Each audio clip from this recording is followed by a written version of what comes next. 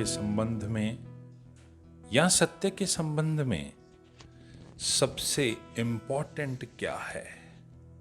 सबसे इम्पोर्टेंट ये है कि किसी अगर दूसरे ने परमात्मा को पाया हो, अगर किसी दूसरे ने सत्य को जाना हो, तो वह आपके लिए असत्य हो जाएगा।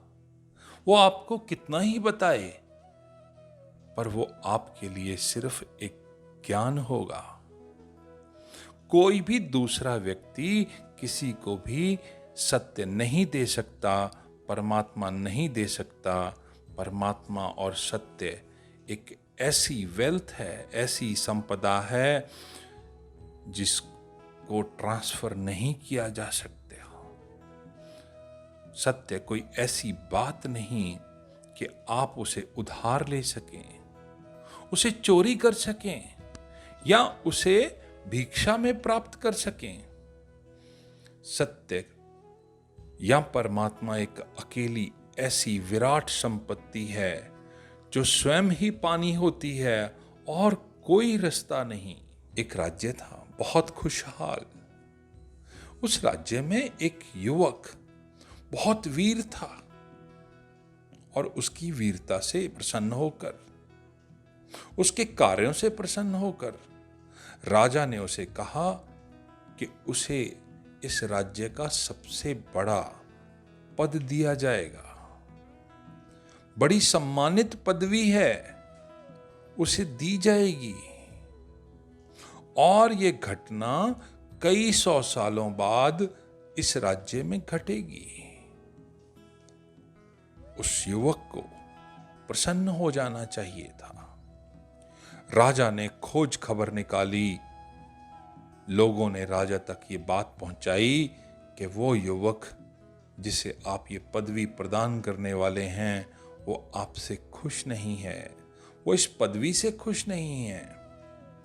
राजा ने तुरंत ही उसे बुलाया, युवक को पूछा कि आज कई 100 सालों तक किसी को यह सम्मान नहीं मिला, ये राज्य का सर्वोच्चतम सम्मान है, मैं तुम्हें दे रहा हूं, परंतु तुम प्रसन्न नहीं हो। तो उस युवक ने मुस्कुराते हुए कहा, मुझे धन नहीं चाहिए, ना ही मुझे पद चाहिए, मुझे यश और गौरव की मांग नहीं, और मैं कुछ भी नहीं चाहता यदि राज्य उसे दे सके जो मैं मांगता हूं, तो मैं आपका बहुत आभारी होऊंगा। राजा ने कहा, जो कहोगे मैं दे दूंगा, चाहे मुझे सारे राज्य की शक्ति ना देनी पड़े, सारे खजाने ना खाली करने पड़े, मैं दे दूंगा।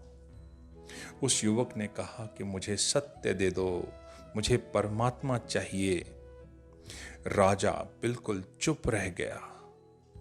उसने कहा कि मुझे माफ करो, ये परमात्मा तो मेरे पास ही नहीं है जो मैं उसे दे दूं। मुझे खुद ही सत्य का पता नहीं, और चाहे मेरे सारे खजाने खाली हो जाएं, मेरी सारी संपदा खत्म हो जाए, पर मैं परमात्मा को खरीद नहीं सकता।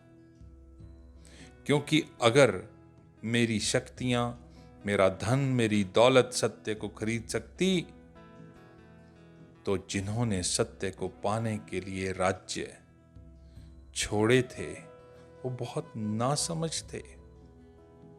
क्योंकि अगर सत्य को संपदा खरीद सकती, तो उन्हें संपदा को ठोकर मारी वो सचमुच पागल थे। क्योंकि सत्य अगर किसी के मांगने से मिल जाता, तो उन्होंने जो तपस्या करी, जो साधना करी, वो गलत थी। ज्ञान मांगना नहीं चाहिए। तो राजा ने कहा, मुझे नहीं लगता कि मैं तुम्हें सत्य दे सकता हूं, परमात्मा दे सकता हूं। मेरे पास सत्य नहीं है, मैं कैसे दे दूं? पर मैंने सुना है कि उस पहाड़ पे एक सन्यासी है, उसे सत्य, उसे परमात्मा उपलब्ध हुआ है, मिला है परमात्मा उसे। और मैं तुम्हारे साथ चलूँगा, तुम्हारी ओर से प्रार्थना करूँगा, सन्यासी के चरणों में सिर रख दूँगा और कहूँगा कि सत्य आपको दिया जाए। राजा उस युवक के साथ पहाड़ पर गया। उसने उस संत के चरणों में अपना सिर रख दिया, प्रार्थना की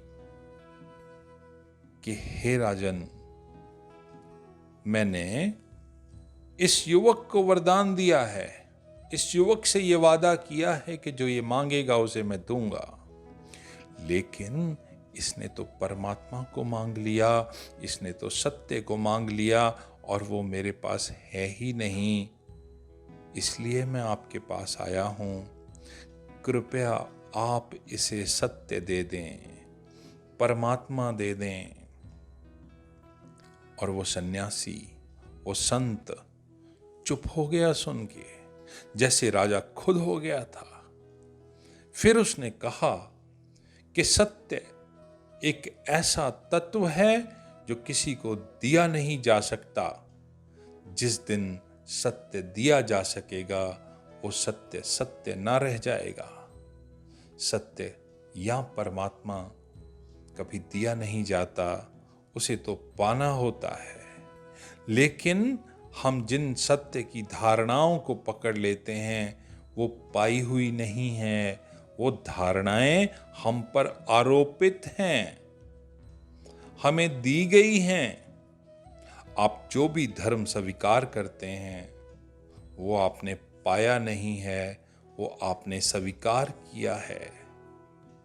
परंपरा ने, माता पिता ने, हमारे टीचर्स ने, परिवारों ने, संस्कारों ने आपको दिया, और जो भी दिया गया वो सत्य नहीं हो सकता। अधिकतर लोग उस दिए हुए सत्य को सत्य मानकर अपना जीवन व्यतीत कर लेते हैं। इससे बड़ा और कोई धोखा नहीं हो सकता। सत्य से बड़ी कोई और रचना नहीं हो सकती। सत्य को पाना अपने आप को पाना है। याद रखिए, जो आपको दिया गया है वो सत्य नहीं हो सकता। और सबसे पहला काम, अगर आपने सत्य को पाना हो तो जो आपको दिया गया है उसे छोड़ दिए। अगर नास्तिकता दी गई है तो नास्तिकता छोड़ दें। अगर आपको धार्मिकता दी गई है तो आप धार्मिकता को छोड़ दें। जैसे ही आप छोड़ेंगे, हल्के हो जाएंगे, उड़ सकेंगे और सत्य की, परमात्मा की यात्रा पर निकलने के लिए तैयार हो सकेंगे। यह आपका पहला कदम होगा सत्य की खोज की तरफ, और आपकी यात्रा शुरू होगी। इस यात्रा का बाहर की संपदा से कोई लेन देन नहीं। यह यात्रा है अंदर की, शून्य की।